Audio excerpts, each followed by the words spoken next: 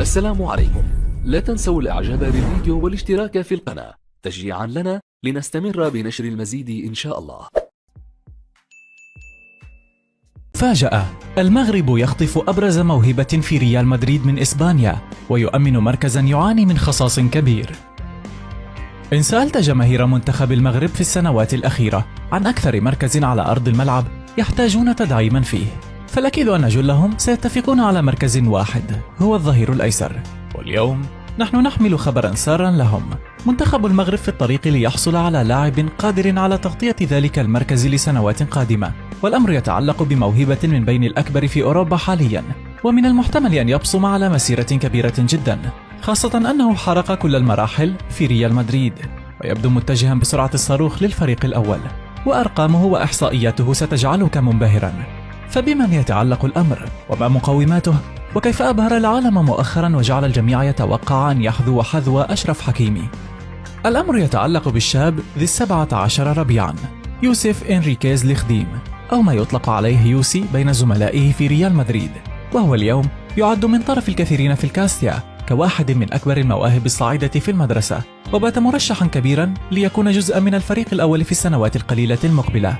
يوسي ظهير أيسر قصير القامة، فطوله لا يتعدى 170 سنتيمترا، لكنه سريع جدا ومهاري ويملك حسا هجوميا يجعله دائم الحضور في الرواق الذي يشغله من أجل مد زملائه بعرضيات مميزة أو حتى التسجيل بنفسه.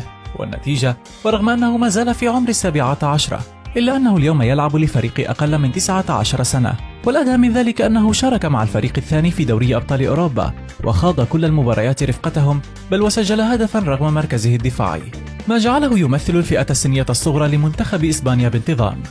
يوسف منحدر من أب إسباني وأم مغربية، وشأنه شأن حكيمي، يمثل الفئة السنية الصغرى للمنتخب الإسباني حاليا، حيث لعب أكثر من 21 مباراة مع منتخب أقل من 17 و15 سنة و18 سنة.